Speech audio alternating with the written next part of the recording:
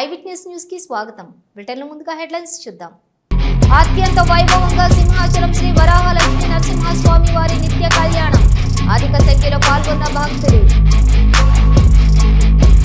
Visakha steel plant లో అక్రమంగా తొలగించిన కాంట్రాక్ట్ కార్మికులను తక్షణమే విధులకు తీసుకోవాలి.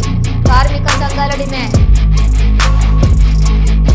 ములుగు జిల్లా విద్యాశాఖ కార్యాలయంలో ఏసీబీ దాడులు. లంచం తీసుకుంటూ పట్టుబడ్డ డీఈఓ మరియు జూనియర్ అసిస్టెంట్. అక్రమ నిర్మాణాలపై హైడ్రా కొరడా. రెవెన్యూ అధికారులపై తిరగబడ్డ జనం.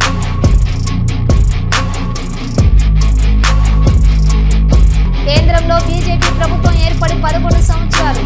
తాను ఎంపీగా గెలిచి ఏడాది. ఈ నెల 22న ఎగ్జిబిషన్ ఏర్పాటు చేయనున్న ఎంపీ ఈటెల. చిరుతను బాధించిన అధికారులు. ఊపిరి పీల్చుకున్న గ్రామస్తులు.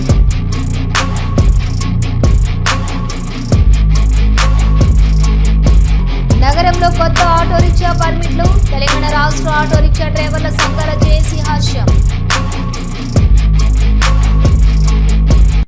నగరంలో కొత్త ఆటో రిక్షా పర్మిట్లు ఇవ్వడానికి రాష్ట్ర ప్రభుత్వం జీవో జారీ చేసినందుకు మరియు రవాణా రంగం సంక్షేమ బోర్డు ఏర్పాటుకు ప్రభుత్వ ప్రతిపాదన ప్రకటించడం పట్ల తెలంగాణ రాష్ట్రంలో ఆటో రిక్షా డ్రైవర్ల సంఘాలు జేఏసీ హర్షం వ్యక్తం చేస్తూ తెలంగాణ రాష్ట్ర ఆటో రిక్షా డ్రైవర్ల సంఘాల జేఏసీ నేతలు ముఖ్యమంత్రి రేవంత్ రెడ్డి, రవాణా శాఖ మంత్రి పొన్నం ప్రభాకర్కు కృతజ్ఞతలు తెలిపారు.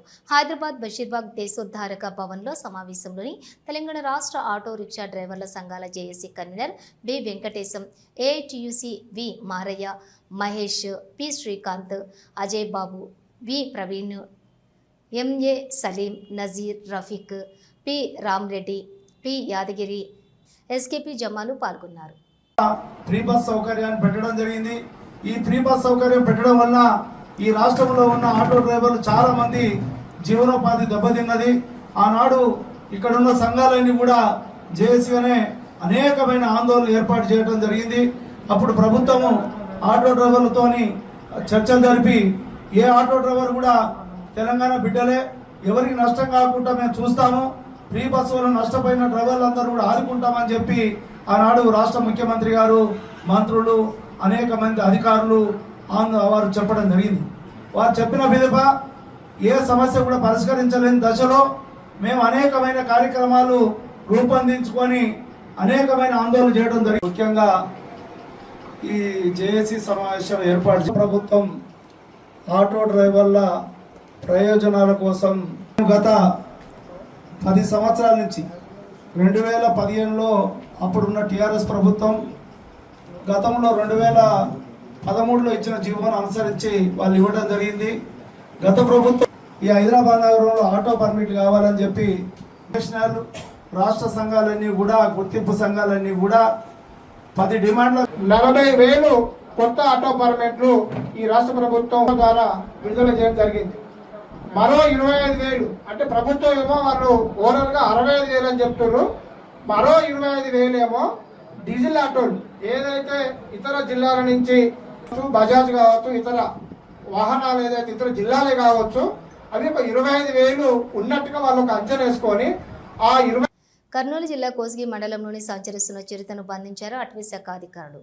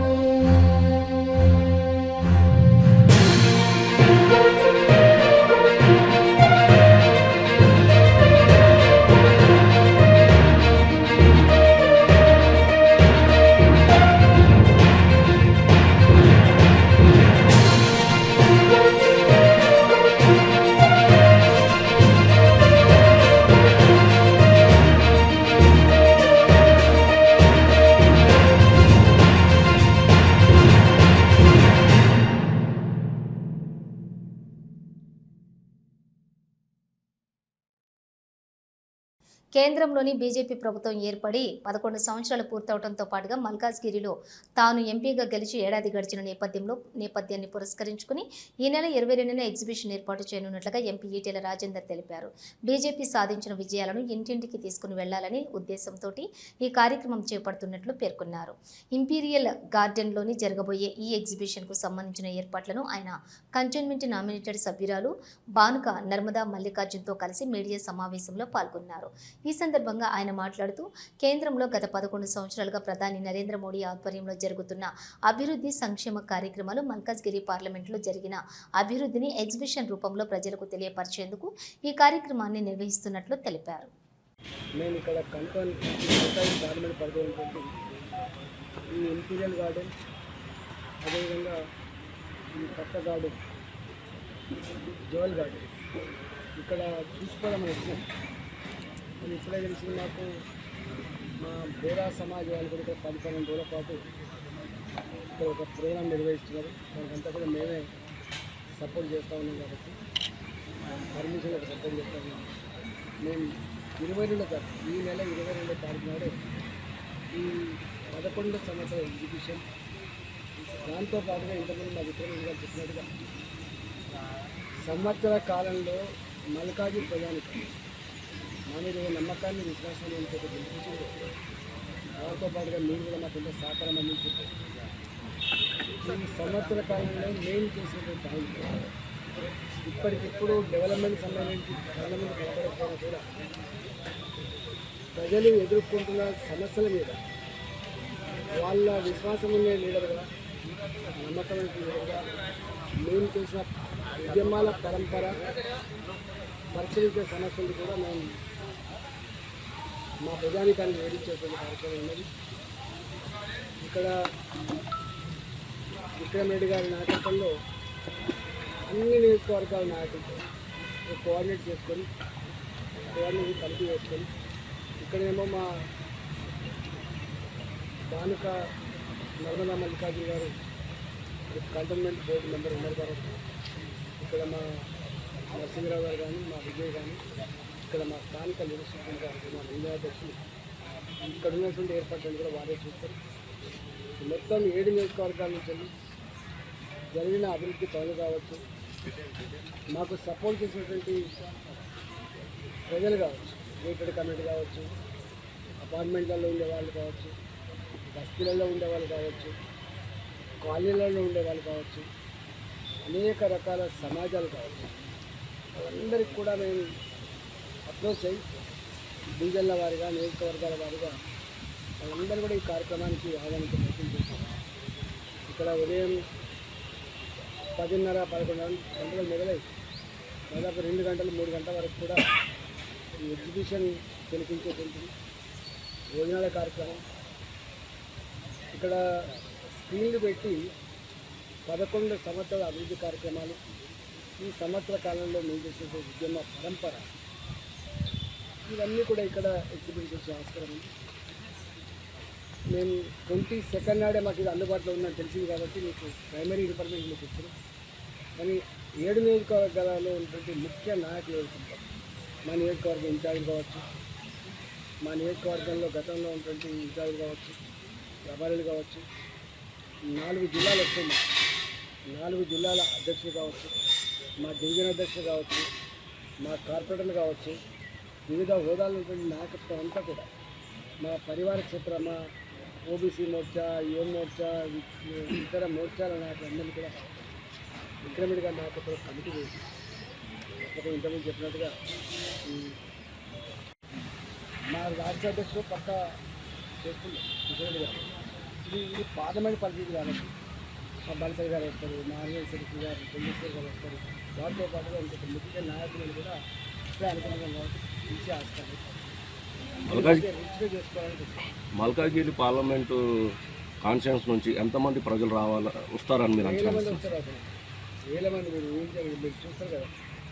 అంటే ఎన్నికల్లో చూసింది మీరు, ఎన్నికలలో మా కార్యకర్తలు, మా పార్టీకి అంతా తెలుసు ఎట్లా సపోర్ట్ దొరికినప్పుడు. అంటే అన్ని వేల మంది వస్తే సరిపోతుంది. సీన్ సపోర్టే కాకుండా అన్సీన్ సపోర్ట్ ఎంత గొప్పగా వచ్చిందో దానివల్ల 4 లక్షల మెజార్టీ వచ్చిన విషయం అలాంటి మోడీ గారు దేశ ప్రధానమంత్రి కావాలని భారతీయ జనతా పార్టీ గెలవాలని చెప్పే సంకల్పంతో పాటు ఇవన్నీ అదే కాబట్టి వచ్చింది. ఇప్పుడు సంవత్సర కాలంలో మేము ప్రతి నిత్యం ఎక్కడ ఉంటున్నామో మీకు చూస్తున్నాం, వాళ్ళ మధ్యలో ఉంటున్నాం, వాళ్ళ సమస్య పరిష్కారం కోసం ప్రయత్నం చేస్తున్నాం. డెఫినెట్గా ఆనాటికేమో ఇంకా అనేటువంటి ఉండే, ఇవాళ నేను ఎవరినో సంపూర్ణంగా పరిచయం అయింది కాబట్టి నేను ఎవరినో, నా వేవ్లెంత్ ఏందో, నా పని విధానం ఏందో అవన్నీ తెలిసిన వాళ్ళు కాబట్టి డెఫినెట్గా గొప్పగా సక్సెస్ అవుతుంది. వేలాది మందిగా వస్తారు. నన్ను వేలాది మంది వస్తే సరిపోతుందా అంటే ఇది ఫంక్షన్ హాల్ అంటే వేరు, మీటింగ్ వేరు కదా, నాకు దగ్గర కూర్చుంటారు అంటే ఎగ్జిబిషన్ కదా, వస్తుంటారు పోతుంది. ఇక్కడ ఇక్కడనే 1 లక్ష మంది పెట్టేది చూస్తారు, ఇంకా భోజనం చేస్తారు. ఇదంతా ఈ విధి విధానంతా కూడా మేము కమిటీ వేసి చేస్తాం.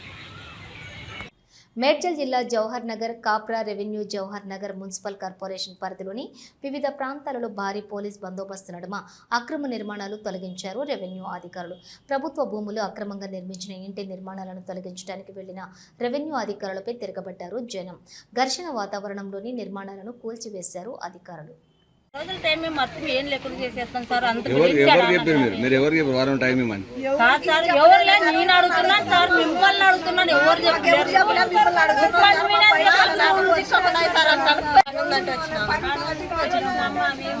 ఇది జాగా కాలిందనా?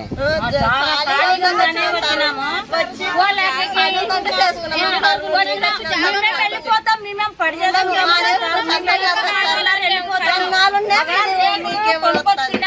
కొంచెం ఖరాబ్ చేద్దాం, మేము పీక్కొని పోయి మేమే గోడలు కట్టుకోలేదు సార్.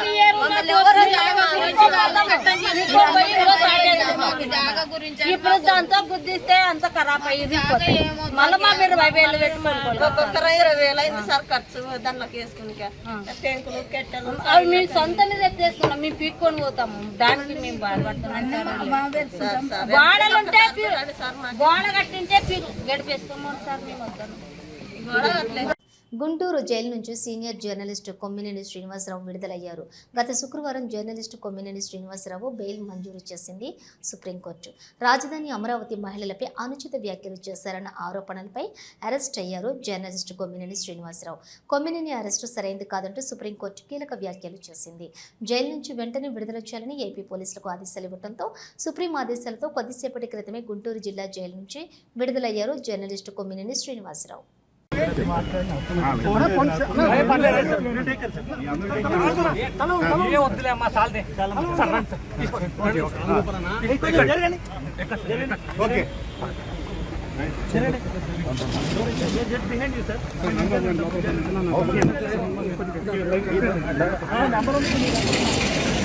ములుగు జిల్లా విద్యాశాఖ కార్యాలయంలో ఏసీబీ దాడులు నిర్వహించింది.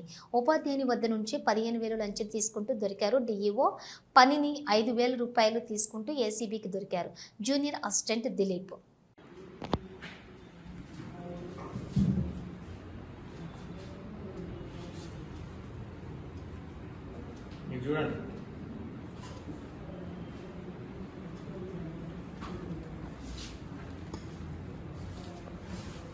తెలంగాణ భవన్ సమీపంలోని ఉన్న నిలోఫర్ కేఫ్ నుండి కస్టమర్లను బయటకు పంపించేసి కేఫ్ను మూసివేయించారు పోలీసులు. అనంతరం కేఫ్లోని కొందరిని అరెస్ట్ చేశారు పోలీసులు.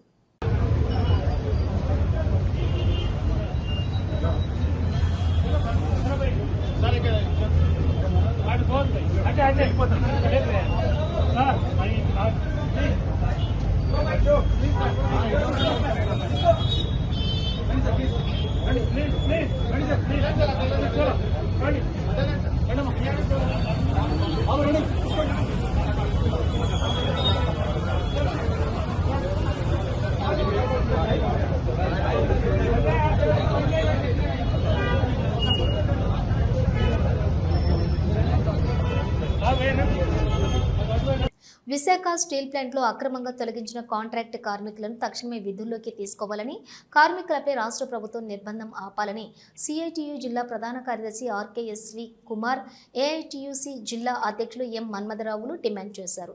కాంట్రాక్ట్ కార్మికులకు మద్దతుగా జగదాంబ జంక్షన్లో అఖిలపక్ష కార్మిక సంఘాలు, ప్రజా సంఘాల ఆధ్వర్యంలో నిరసన కార్యక్రమం జరిగింది. ఈ నిరసనలో నాయకులు పాల్గొని మాట్లాడుతూ స్టీల్ ప్లాంట్ను కాపాడతామన్న రాష్ట్ర కూటమి ప్రభుత్వం పెద్దలు కార్మికులు ఉపాధినే కాపాడలేకపోయారని విమర్శించారు. 7.3 మిలియన్ టన్నుల సామర్థ్యంతో నడుస్తున్నటువంటి స్టీల్ ప్లాంట్లో అదనంగా 6,000 మంది కార్మికులకు అవసరం ఉన్నప్పటికీ కూడా పనిలో ఉన్న 4,500 మంది కార్మికులను అక్రమంగా తొలగించడాన్ని తీవ్రంగా తప్పుపట్టారు. కార్మికులు తమ ఉపాధి రక్షణ కోసం పోరాడుతుంటే కేంద్ర రాష్ట్ర ప్రభుత్వాలు కక్షపూరితంగా వ్యవహరించి పోలీసులతో కూడా బెదిరింపులతో ఉద్యమాన్ని అణచివేయడాన్ని కార్మిక వర్గం ముక్తకంఠంతో ఖండించిందన్నారు. విశాఖపట్నం వచ్చి ఏ ముఖం పెట్టుకొని మాట్లాడతారని చెప్పి మేము అడుగుతా ఉన్నాం. మోడీ గారు, మీకు ఆంధ్ర రాష్ట్రం మీద ఏమాత్రం చిత్తశుద్ధి కానీ అభిమానం కానీ ఉన్నట్టయితే విశాఖపట్నం స్టీల్ ప్లాంట్ ప్రైవేటీకరణ చెయ్యటం లేదు అని ప్రకటించిన తర్వాత మాత్రమే మీరు విశాఖపట్నంలో అడుగు పెట్టాలి అని చెప్పి చెప్తా ఉన్నాం. ఈ రోజున దేశభక్తి అని చెప్పి ఓ పక్కన పేరు చెప్తూ ఉన్నారు, మరో పక్కన దేశభక్తి పేరు చెప్పి ప్రభుత్వ రంగ పరిశ్రమలైనటువంటి మొత్తం ప్రభుత్వ రంగాన్ని, అది స్టీల్ ప్లాంట్ మొదలుపెట్టి బ్యాంకులు, ఎల్ఐసి, పోర్టులు, విమానాశ్రయాలు, ఇలా అన్నింటినీ కూడా కార్పొరేట్ కంపెనీలకు కట్టబెడుతున్నారు. నిన్న కాక మొన్ననే మనం చూసాం, ఎయిర్ ఇండియా యాక్సిడెంట్ అయింది. ఎయిర్ ఇండియాలో ఇంతవరకు యాక్సిడెంట్ అనేది గతంలో ఎప్పుడో మనం కని విని చూడలేదు. కానీ అది ప్రైవేట్ పరం అయిన తర్వాత, టాటా గ్రూప్ తీసుకున్న తర్వాత అతి భారీ ప్రమాదం, ల్యాండ్ ఫ్లైట్ టేకాఫ్ అయినటువంటి 30 సెకండ్స్ లోనే కూలిపోయిందంటే అది పూర్తిగా యాజమాన్యం తాలూకా నిర్లక్ష్యం, ప్రైవేటు యాజమాన్యం తాలూకా నిర్లక్ష్యం. కాబట్టి ఇటువంటివి పునరావృతం అవుతూ ఉంటాయి. యాజమాన్యం ప్రజల ప్రాణాలు, కార్మిక ప్రాణాల కంటే లాభాలే పరమావధిగా పెట్టుకుంటాయి. కాబట్టి ఏ విధమైన తనిఖీలు కానీ, ఏ విధమైన భద్రతా చర్యలు కానీ చేపట్టకుండా ఇటువంటి ప్రమాదాలు జరగడానికి కారణం అవుతుంటాయి. అందుకనే మేము చెప్పదలుచుకున్నాం, ఈ రాష్ట్రంలో కూటమి ప్రభుత్వం ఎన్నికలకు ముందు పవన్ కళ్యాణ్ గారు కానీ, చంద్రబాబు నాయుడు గారు కానీ, మేము అధికారంలోకి వస్తే స్టీల్ ప్లాంట్ ని కాపాడుతాం, స్టీల్ ప్లాంట్ ని ప్రైవేట్ పరం చేయడము అని చెప్పి చాలా పెద్ద ఎత్తున ప్రకటనలు చేశారు. ఆ రకంగానే విశాఖ ప్రజలు, రాష్ట్ర ప్రజలు ఈ కూటమికి అత్యధిక మెజార్టీకి ఇచ్చి గెలిపించారు. కానీ పరిస్థితి ఏంటి? ఏరు దాటిందాక ఓడమల్లయ్య, ఏరు దాటాక ఓడమల్లయ్య అనేటట్టుగా ఎన్నికలు అయిపోయిన తర్వాత స్టీల్ ప్లాంట్ ని మొక్కలు చేసి అమ్మకడానికి పెట్టారు. ఈ రోజున మనం చూసుకుంటే ఎప్పుడు లేనట్టుగా స్టీల్ ప్లాంట్ ని మొట్టమొదట పోస్కో కంపెనీ కట్టబెట్టాలనుకున్నారు. దాని కార్మికులందరూ పోరాడి అడ్డుకున్నారు. ఈ రోజున విడిభాగాల్ని మొక్కలు చేసి బిఎఫ్ ఒకరికి, కోకోవే ఒకరికి, బ్యాటరీస్ ఒకరికి, అలాగే రోలింగ్ మిల్స్ ఒకరికి, ఇలాగ డిపార్ట్మెంట్ల వారీగా కట్టబెట్టాలని చూశారు. కార్మికులు దానికి అంగీకరించలేదు. అందుకనే ఈ రోజున మొత్తంగా గుర్తుగా ఎంత వైబిలిటీ ఉంటే ఎవరు తీసుకోరు. కాబట్టి దీన్ని తగ్గించాలని పర్మనెంట్ కార్మికులు తొలగిస్తున్నారు. కాంట్రాక్ట్ కార్మికులు 4,000 మందిని తొలగించారు. మరో పక్కన మేము 11,440 కోట్ల రూపాయలు ప్యాకేజీ తీసుకొచ్చామని చెబుతూ ఆ ప్యాకేజీలోని ₹1 కూడా ప్లాంట్ అభివృద్ధికి కానీ, ప్లాంట్ గనుల కోసం కానీ, ముడిసరుకు కోసం కానీ, కార్మికుల జీతాల కోసం కానీ చెల్లించకుండా మొత్తం ఆ డబ్బులన్నింటినీ కూడా పాత అప్పులు తీర్చడానికి ఉపయోగించుకున్నారు. పైపెచ్చు మిగిలిన డబ్బులు రావాలంటే నువ్వు కార్మికులు తొలగిస్తేనే మిగిలిన డబ్బులు ఇస్తామని చెప్పి ఈ రోజున ఒత్తిడి చేస్తున్నారు. ఆ ఒత్తిడికి తొలగి స్టీల్ ప్లాంట్ యాజమాన్యం 4,400 మంది కాంట్రాక్ట్ కార్మికులను తొలగించింది. పర్మనెంట్ కార్మికుల్ని 1,250 మందికి తొలగించడానికి రంగం సిద్ధం చేసింది. మేము ఒక్కటే చెప్తున్నాం, ఈ ప్రభుత్వానికి ఏమాత్రం చిత్తశుద్ధి ఉన్నా చంద్రబాబు నాయుడు గారు, పవన్ కళ్యాణ్ గారు ఇద్దరు కూడా రేపు నరేంద్ర మోడీ గారి మీద ఒత్తిడి చేసి ఎట్టి పరిస్థితుల్లోనూ స్టీల్ ప్లాంట్ మేము అమ్మబోము అని ప్రకటన చేయించాలి. అది చెయ్యకుండా విశాఖపట్నంలో అడుగుపెట్టే నైతిక విలువలు లేదు నరేంద్ర మోడీకి అని చెప్పి చెప్పదలుచుకున్నాం. మరో పక్కనే 5 సంవత్సరాల నుంచి పోట్లాడుతుంటే ఈ రోజున తీవ్రమైన పోలీస్ నిర్బంధాన్ని పెడుతున్నారు. స్టీల్ ప్లాంట్ టెంట్ కూలిపోతే ఆ టెంట్లో కూర్చొనివ్వకుండా మొత్తం బయటికి గెంటేస్తూ ఉన్నారు. మరో పక్కని ప్లాంట్ లోపల కార్మికుల ఇళ్ల దగ్గర పని ప్రదేశాల్లోనూ ఎక్కడ పడితే అక్కడ పోలీసులు పెట్టి కనీసం నిరసనలు కూడా తెలియచేయకుండా అడ్డుకుంటున్నారు. అందుకనే చెప్తున్నాం, ఈ రోజున స్టీల్ ప్లాంట్ కార్మికులకి ఉపాధికి భద్రత లేకపోతే ఇక రేపొద్దున ప్రైవేట్ షాపుల్లో పనిచేస్తున్న వాళ్ళు, హాస్పిటల్లో పనిచేస్తున్న వాళ్ళు, హోటల్స్లో పనిచేస్తున్న వాళ్ళు వీళ్ళ పరిస్థితి ఏంటని చెప్పి అడుగుతున్నాం. అందుకనే స్టీల్ ప్లాంట్ కార్మికులకు అండగా, స్టీల్ ప్లాంట్ అంటే అది నరేంద్ర మోడీ గారి సొత్తు కాదు, దేశ సొత్తు, ప్రజలందరి సొత్తు. కాబట్టి ప్రజల సొమ్ముని అమ్మే హక్కు నరేంద్ర మోడీకి లేదు. దీన్ని ఎలాగైతే ప్రాణ త్యాగాలతో సాధించుకున్నామో అలా ప్రాణ త్యాగాలైనా చేసి, ఎలాంటి త్యాగాలైనా చేసి ఈ ప్లాంట్ని రక్షించుకుంటాం. కాబట్టి మొత్తం విశాఖపట్నం స్టీల్ ప్లాంట్ రక్షణ కోసం జిల్లాలోనూ రాష్ట్రంలోనూ ఉన్నటువంటి కార్మిక సంఘాలు, ప్రజా సంఘాలు మొత్తం అందరూ కూడా ఏకమై పెద్ద ఎత్తున పోరాడుతూ ఉన్నారు. కాబట్టి స్టీల్ ప్లాంట్ రక్షణ కోసం ఎలాంటి పోరాటాలైనా చేసి దీన్ని కాపాడుకుంటామని ఈ 16వ తారీఖు నుంచి 21వ తారీఖు నరేంద్ర మోడీ గారు వచ్చే వరకు కూడా అన్ని వీధుల్లోనూ, అన్ని ప్రాంతాల్లోనూ ఇంటింటికి తిరిగి కరపత్రాలు పంచి ప్రజల్ని చైతన్యవంతులు చేసి స్టీల్ ప్లాంట్ రక్షణ కోసం ప్రజా ఉద్యమాన్ని నిర్మిస్తాం. ఆ రకంగా నరేంద్ర మోడీ మెడలు వంచుతామని హెచ్చరిక చేస్తూ ఈ పోరాటంలో ప్రజలు భాగస్వాములు కావాలని కోరుకుంటూ సెలవు మిత్రులారా. బంజారాహిల్స్లోని లేబుల్స్ పాప్ యాప్ స్పేస్లో కొలువుదీరిన డిజైన్స్ పటోలా ఆర్ట్స్ వస్త్ర ప్రదర్శన పద్మశ్రీ అవార్డు గ్రహీత భారతీయ కూచిపూడి నృత్యకారిణి డాక్టర్ పద్మజారెడ్డి ప్రారంభించారు. విభిన్నమైన పటోలా ఆర్ట్స్ చీరలు, పటోలా హ్యాండ్లూమ్స్, సిల్క్ వస్త్రోత్పత్తులను ఒకే వేదికలో ప్రదర్శించడం అభినందనీయమని ఆమె అన్నారు. నేరుగా వీవర్ నుండి వినియోగదారునికి అందించేందుకు ఏర్పాటైనటువంటి ఈ ప్రదర్శన ప్రతి ఒక్కరు కూడా సందర్శించి మరింత ప్రోత్సహించాలని పద్మజారెడ్డి కోరారు. నమస్తే హైదరాబాద్. సో ఈరోజు Banjara hills road number 1 popup షాప్లో ఈరోజు డి సన్స్ వాళ్ళు వచ్చి ఇక్కడ చేనేత ప్రదర్శన పెట్టారు. సో ముఖ్యంగా ఈ Banarasi saris and Chanderi, patola saris and Lucknow saris, all varieties అన్నీ కూడా అండర్ 1 రూఫ్ లో పెట్టడం జరిగింది. అయితే ఇవన్నీ డైరెక్ట్ గా వీవర్స్ నుంచి వచ్చారండి మెయిన్ గా. సో అందుకని మనమందరం కూడా తప్పకుండా ఇక్కడ ఈ షాప్ నేను ముఖ్యంగా చూస్తే అన్ని చాలా తక్కువ రేట్ కి, అంటే మనకి షాప్ లో మనం కొన్నామంటే ఆల్మోస్ట్ డబుల్ ఉంటాయండి. ఇక్కడ అందులో వీళ్ళు హాఫ్ ఆఫ్ ద ప్రైస్ కి సేల్ చేస్తున్నారు. చాలా బాగున్నాయి. ముఖ్యంగా ఈ పటోలా శారీస్ అయితే ఎన్నున్నాయి, ఇంకా లేడీస్ కి కొనుక్కోవాలనిపిస్తుంది. So like me I know, నాకు కూడా ఎన్నున్నా పటోలా శారీస్ అండ్ కోటా ఉన్నాయి అండ్ బనారస్ ఉన్నాయి. చాలా బాగున్నాయి అన్ని కూడా, ఆల్ వెరైటీస్ చాలా నచ్చినాయి, చాలా బాగున్నాయి. ముఖ్యంగా ఏంటంటే చాలా తక్కువ రేట్ లో ఉన్నాయి అన్నట్టు. అందులో 50%. వావ్. తిరుమలలోని అన్నమయ్య భవనంలోని టీటీడీ పాలక మండలి అత్యవసర సమావేశం జరిగింది. చైర్మన్ బిఆర్ నాయుడు అధ్యక్షతన ప్రారంభమైన సమావేశం శ్రీవారి వైభవం, సనాతన ధర్మం వ్యాప్తికి విస్తృతంగా చేపట్టాల్సిన కార్యక్రమాలపై చర్చ జరిగినట్లు తెలుస్తోంది.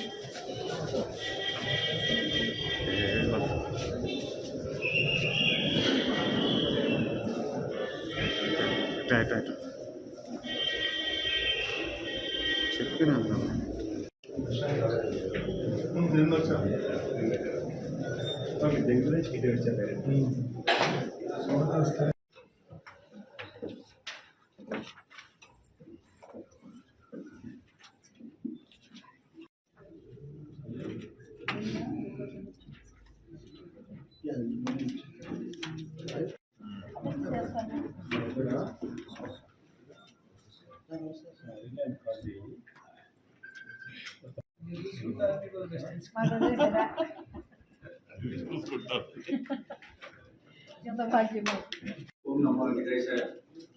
ఈనాటి అత్యవసర సభ్యులకి అందరికీ కూడా స్వాగతం పలుకుతూ ముందుగా ప్రార్థనతో ఈ కార్యక్రమాన్ని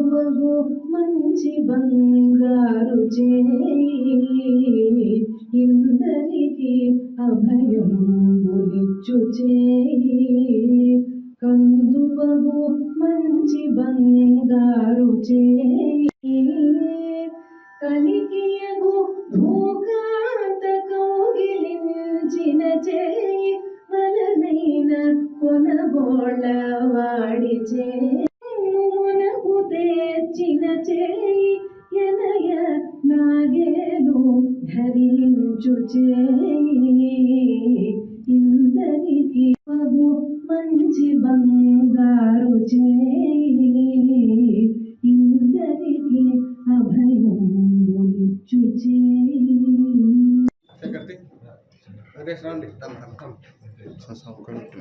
ఉత్తరాంధ్ర ఆరాధ్య దైవం ప్రముఖ పుణ్యక్షేత్రంగా విరాజిల్లుతున్న సింహాచలం శ్రీ వరాహ లక్ష్మీ నరసింహస్వామి వారి నిత్య కళ్యాణం అత్యంత వైభవంగా జరిగింది. అర్చిత సేవల్లో భాగంగా అర్చక స్వాములు ఉత్సవమూర్తి గోవిందరాజస్వామిని ఉభయ దేవీరులతో మండపంలోని అధిష్ఠింపచేశారు. నిత్య కళ్యాణంలో పాల్గొన్న భక్తుల గోత్రనామాలతోటి సంకల్పం చెప్పి పాంచరాత్రాగామ శాస్త్ర విధానంలోని విశ్వక్సేన ఆరాధన పుణ్యాహవచనాలతోటి కార్యక్రమానికి శ్రీకారం చుట్టారు.